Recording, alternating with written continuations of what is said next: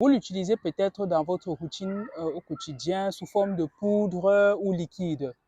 Vous appliquez généreusement sur votre visage, vous en avez de 2 ou 3 sortes. Alors, ça vous sert à quoi?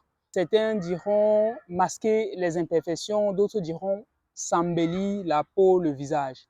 Vous avez certainement deviné de quoi il s'agit, du fond de teint.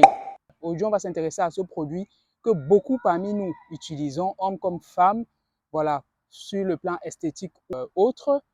Et la question qu'on se pose aujourd'hui est celle de savoir si le fond de teint, qu'il soit liquide ou en poudre, peut obstruer, peut boucher les pores du visage. Donc, si c'est un sujet qui te parle, abonne-toi, partage et ensemble, nous allons à la découverte du fond de teint.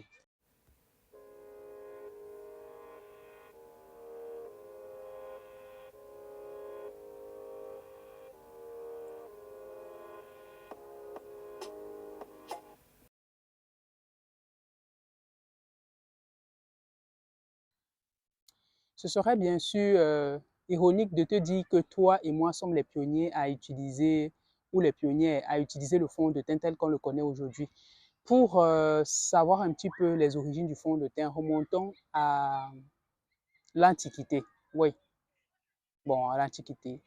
Oui, si, à l'Antiquité, parce que les Égyptiens utilisaient déjà des poudres, notamment l'ocre rouge qu'ils mélangeaient avec de la graisse pour appliquer sur leur peau afin de la colorer.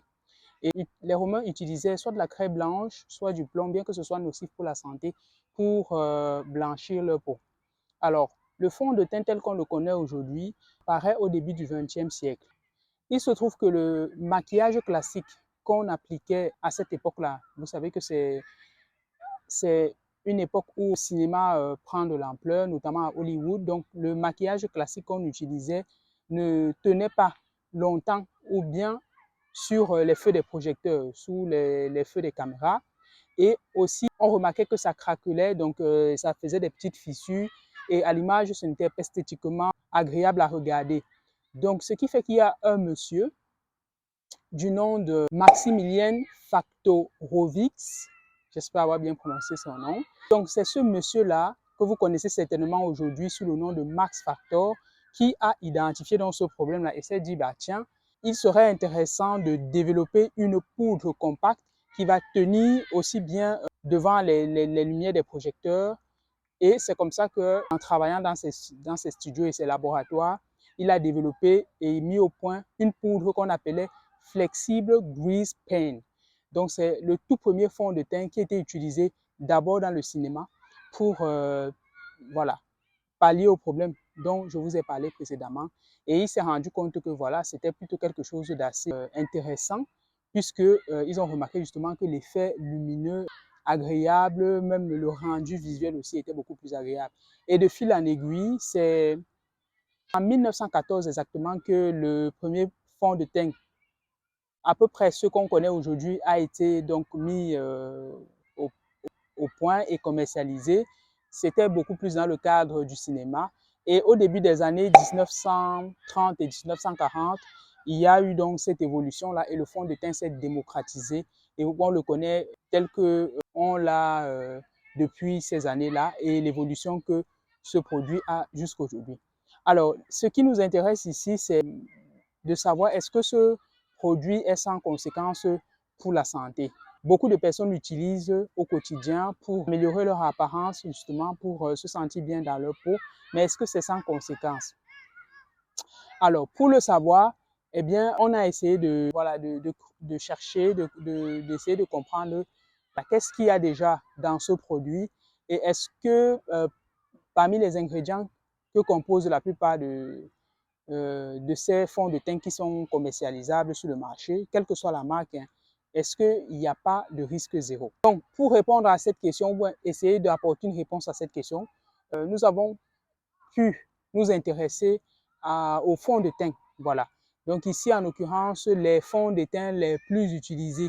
Nous sommes allés sur une intelligence artificielle, hein, d'eux-mêmes, intelligence artificielle, et on leur a demandé, voilà, selon vous, quels sont les fonds de teint les plus utilisés en France, en Belgique, en Allemagne, et on en a pris les 5 premiers.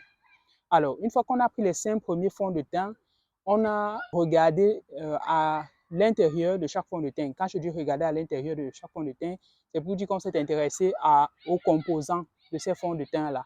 Voilà. Donc, que ce soit les fonds de teint en poudre, que ce soit les fonds de teint liquides, on a pris dans l'ordre où les intelligences artificielles les ont classés. Donc, c'est en fonction de ce qui est apprécié par les consommateurs.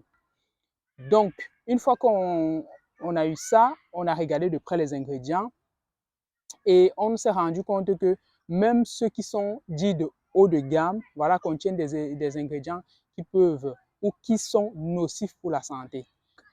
Comme nous nous sommes amusés à faire les recherches pour essayer de comprendre un petit peu qu'est-ce qu'il y a dans ces fonds de teint-là, y compris les fonds de teint, des marques qui sont dites des marques de luxe. Donc notre but, c'était un peu d'aller voir est-ce qu'il y a des ingrédients qui sont communs à tous ces fonds de teint-là, que ce soit du liquide ou en poudre.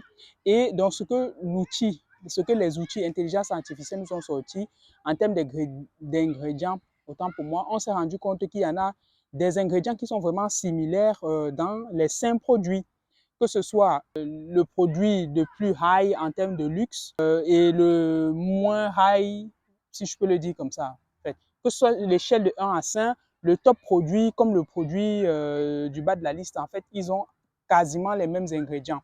Alors qu'on s'intéresse un petit peu à quelques-uns de ces ingrédients-là pour voir est-ce que ce sont des ingrédients qui n'ont pas d'effet secondaire ou qui n'ont aucune conséquence sur la peau. Pas de bol, on se rend compte que c'est pas le cas parce que on avait par exemple des ingrédients comme le phénoxyde d'éthanol, c'est une sorte d'alcool qu'on retrouve généralement dans les produits cosmétiques et on s'intéresse donc à ce composant-là et on voit que sur le plan de la santé, c'est pas good, c'est pas bon du tout. Parce que le phénoxyéthanol, il faut savoir que ça peut provoquer non seulement des irritations sur la peau, ça peut aller jusqu'à provoquer l'intoxication des voies respiratoires et ça peut également provoquer de graves lésions au niveau cutané.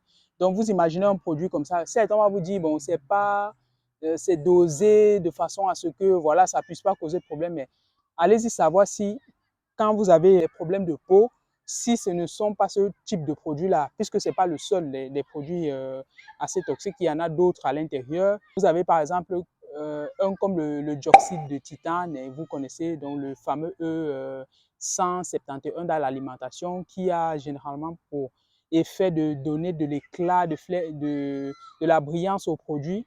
Vous allez le retrouver aussi dans certains fonds de teint, que ce n'est pas non plus un produit qui est sans effet secondaire, parce que c'est des produits aussi qui peuvent causer des problèmes cutanés. Vous avez par exemple aussi du silicone,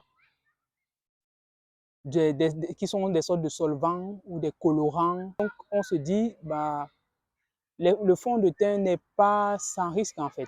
Et surtout, d'après les conclusions que nous avons pu lire de ces recherches-là, on se rend compte que la plupart de ces produits-là, c'est surtout en termes d'effets cumulés que, en général, le problème il survient. Comme la plupart des choses, c'est le fait de consommer régulièrement un produit qui contient certains éléments toxiques.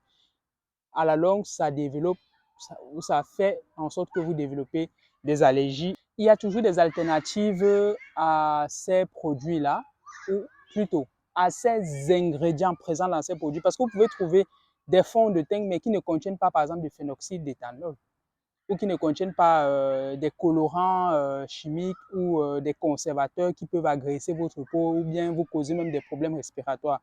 Parce qu'il faut savoir que c'est des produits qui traversent la peau en général et qui vont aussi s'imprégner sur d'autres parties du corps, donc sur d'autres organes. Donc voilà. Il y a des alternatives. Si ça vous intéresse de savoir quel type de fond de teint peut vous permettre d'éviter, par exemple, des complications sur votre peau, dites-le nous en commentaire et on se fera un plaisir d'aller investiguer pour vous et vous proposer voilà, des solutions. Bon, nous en avons déjà quelques-unes sous la main, mais aujourd'hui, c'était vraiment pour partager avec vous des préoccupations sur les fonds de teint. Voilà, le fait de ne pas faire attention aux ingrédients qui peuvent vraiment nous poser des problèmes qui vont coûter parfois 10, 15 fois plus cher que le produit même en question. Parce qu'en général, voilà, le problème que ça cause, c'est souvent des problèmes graves. Voilà, j'espère que la vidéo vous a plu. Si vous avez des questions, laissez-les nous en commentaire. Ici était la préoccupation d'une de nos collaboratrices, donc de quelqu'un qui nous a rejoint, voilà, qui a découvert notre réseau. Nous, c'est le réseau des bâtisseurs Afrique, Asie, Amérique, Europe. Nous accueillons des personnes, nous parlons opportunités professionnelles aussi. Nous avons la matière qu'il faut proposer à des personnes et qui peut en retour aussi vous apporter un gain de revenus, bien sûr, qui peut vous apporter aussi la santé. Donc, ça dépend de ce que vous voulez. Et le réseau est également ouvert à toute personne qui veut rencontrer des gens, voilà, faire connaissance. Nous sommes dans plus de 180 pays au monde. Donc, quel que soit le pays où vous êtes, vous pouvez nous retrouver. Et donc, si vous voulez en savoir plus, il y a les informations nécessaires dans la barre de description. Quant à moi, je vous dis à très vite pour une nouvelle vidéo.